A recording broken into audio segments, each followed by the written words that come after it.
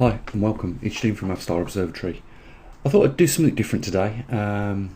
Beans, there's a lot of doom and gloom in our little circle, so I thought I'd talk about something that I'd recently seen clearer than I ever have done over the last few days.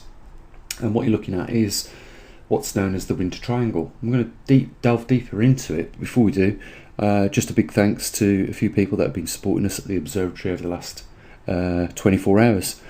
So big thanks to John, Berthold, Darren and Mr. P. Laszlo and Lily Shabby Shack. I hope I've got that right. So yeah, we're looking at the Winter Triangle. It's made up of 3 stars and there's a smaller constellation below that called Orion.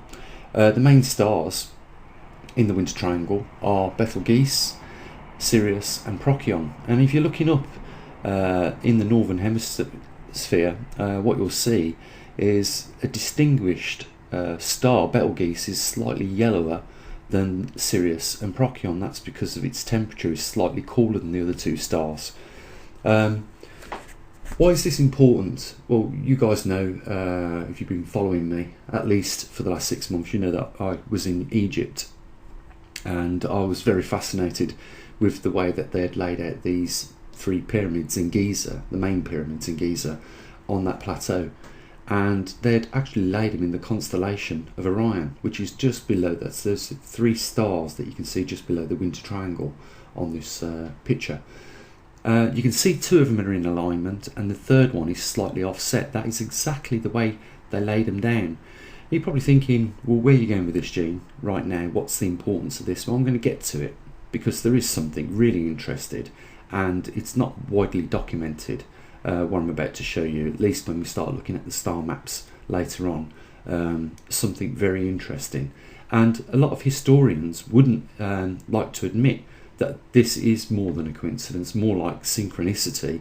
I don't think that they made any mistakes whatsoever, because of what I'm about to show you, I think, seals the fact that this is a fact and not just fiction or make or believe or just a merely coincidence. So this is the star constellation Orion, and obviously you can see the Winter Triangle. And I've been in Maidenhead the last few days, and if you're in Maidenhead or surrounding area, or if you're on the same latitude of us anywhere around the northern hemisphere, at some point you're going to get a glimpse of what the Egyptians was looking at and possibly copied in the layout of the pyramids in Giza on that plateau. So let's get into it a little bit more. I'm sure you're going to find this interesting.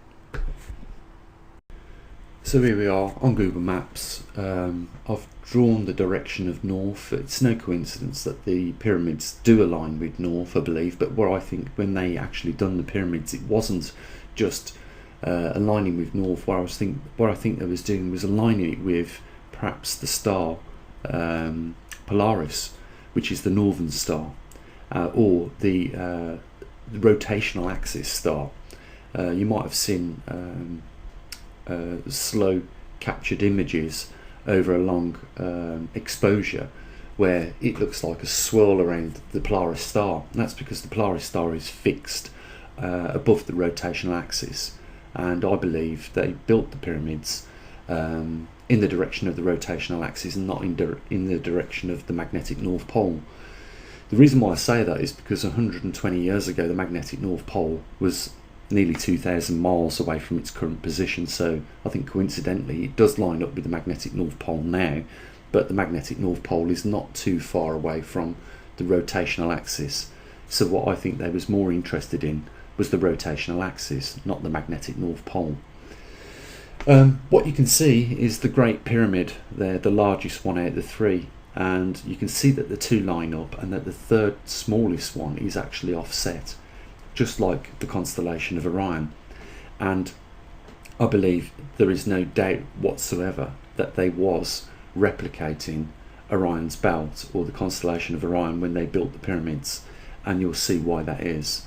So we've got a Winter Triangle and we've got the Orion constellation, and we know that they built the pyramids in the constellation of Orion because of that 3rd pyramid is slightly offset from the 2 that are in alignment. You can see by the diagonal line that I've added onto the map there that they too do line up perfectly, but the third is slightly off, just like the constellation. Not only that, if you're looking square on the pyramid, you'll notice that it's obvious to anyone that it's a triangle shape. So maybe there was drawing our attention at this point. We'll just say that, okay, it could be coincidence, but I think that the facts are going to build up more to support a coincidence than that. And we'll see that, you know, they was drawing our attention to perhaps something else, maybe the winter triangle. But let's piece up the evidence to support that theory and move on with the next picture. So here we are looking at the pyramid square on, but we can also see in detail a lot more of what is happening inside there, like the Grand Gallery, the King's Chamber, the Queen's Chamber. You'll notice that in the southern region there are two shafts, one at 45 degrees coming from the King's Chamber, another one coming at 39.36 degrees from the Queen's southern chamber. You know, a remarkable feat, first of all, that when you look through these chambers, you're looking at stars and constellations. And we're going to get to that in a minute, of what they are actually looking at in the next diagram. But I just wanted to bring to your attention that the Queen's Chamber is directly central on the apex of the pyramid, or the top of the pyramid. And yet the King's Chamber is slightly offset. If you look at the ceilings of the King and Queen's Chamber, you know, they're almost like arrows pointing at something. So maybe, you know, the architect of the pyramid building or the pyramid builder was trying to draw our attentions to something else. And what I'm going to show you in a couple more slides is something of, you know, remarkable coincidence. Let's just keep it coincidental at the moment, and then at the end I think you'll agree with me that there was no coincidence in this. It must be as it was designed. And like I say, you won't hear Egyptian historians talking about this, and like a lot of other things that have been discovered recently, like, you know, directional drilling in some of this granite and stuff that we've now recently found in the last, you know, decade or so. Yeah, you know, it's very difficult for us to do directional drilling. We can do it when we're doing, you know, we're exploring for oil. We can change the direction of the drill bit, you know, over a long period of area. But you try and do that, you know, in less than a metre. Very difficult. Yeah, they seem to have done it, and yet there seem to be described as people that was, you know, carving some of the hardest materials known on this planet out of just copper tools, which I find really hard to believe. And, you know, some of the other historians say, you know, they built things like obelisks that weighed 1,000 tons and lifted them out the quarry, but they built them by bashing boulders on the sides of them to get them nice, smooth and flush. I find that really hard to believe. I believe that there was mysteries that we haven't yet discovered, and, you know, the more that I think we explore this, and the more theories we put on the table, perhaps the better understanding we will be closer to the truth at that point. So I wanted to just bear in mind where the Queen's Chamber is central and the King's Chamber slightly above off central. I just want to show you one more map, because I want to bring the relevance of the 39 degrees shaft that's coming out the Queen's Chamber, and also that one that's coming out the southern shaft of the King's Chamber at 45 degrees. So let's have a look at that. So here we're looking at another diagram of the Great Pyramid. We can see where the south and the north is, but look at where the Queen's Chamber shaft leads to, and what is visible from that shaft from inside the Queen's Chamber. That's right, Sirius, one of the stars that makes up the winter triangle. And when you look out from the King's Chamber, which is slightly offset from central, you can see that it focuses on the Orion constellation. Again, another remarkable feat to get that shaft absolutely perfect in that position, so that at a given point in time, you know, you can look through either shaft and find, you know, not just Sirius but the Orion constellation from both those important chambers in the Great Pyramid. I think that leads us to the conclusion that this is more than a coincidence. It must have been deliberately done on purpose, because, you know, there is no way you could make a mistake like this. A triangular shaped pyramid, a star that makes up the winter triangle, and then the Orion belt just below the winter triangle, and a shaft that leads from the King's Chamber to, a viewpoint of that Orion star constellation. So we're looking at the star map now, and what I've done is I've joined the stars up that make up the winter triangle. So Procyon, Betelgeuse and Sirius have all been joined up to make the triangle there in red. The big red circle to the right of that is the Orion star constellation, and then we've got a black circle which is the Queen's Chamber, which directly aligns central with the pyramid from the apex to the base, and then in red is the King's Chamber, and then we've got a black line that goes through those two circles, the Queen's Chamber and the King's Chamber, and that is the indication of the galactic central equator, or centre of the spiral arm that we are part of in this Milky Way galaxy. I don't believe that there was any coincidence there, and I haven't heard any other historian ever mention this before. Like I say, I believe the reason why they offset the King's Chamber was to point, first of all, to the galactic central line in our galaxy, and obviously there is no mistake with the fact that they laid the pyramids out on Giza Plateau in the star constellation of Orion. There is no coincidence that the King's Chamber, that vent leads directly to a vocal viewpoint of Orion, and from the Queen's Chamber, leads to Sirius, which is one of the major stars that make up the winter triangle, which is also, by no coincidence, the actual shape of the pyramid. So they was drawing our attention clearly to the central galactic line, and we knew that they was building these pyramids in the direction of the rotational axis. Question is, why did they go to so much trouble to do that? Guys, I thought I'd do something different rather than talk about, like we normally do, the geoanomalies today. I wanted to just, do something different, because it gets a bit too doom and gloomy if we're always looking at what's going on with the climate, with CO2, with the volcanic eruptions, the earthquakes that are taking place. I think sometimes it's good to, just for a change, look at something else and, allow our minds to ponder something new. How often do we get an opportunity to do it in this busy day in life that we find ourselves in? So I think sometimes it's nice to just take a little break out. What I wanted to do tomorrow is introduce some of you new subscribers to something a little bit different, along similar lines to this. Another big mystery, and come and join me to do that. The work still goes on at our observatory, even though we're looking at something different. We're still collecting data every 3 seconds with the TriMag.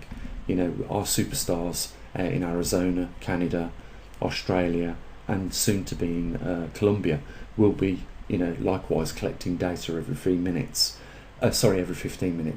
like we are with the magnetosphere detector, monitoring ourselves here in the UK every 15 minutes, the magnetosphere strength, and bringing that information to you now twice every month, and with regards to the Earth Elf at a glance, the other anomalies like earthquakes and volcanoes every other week or so.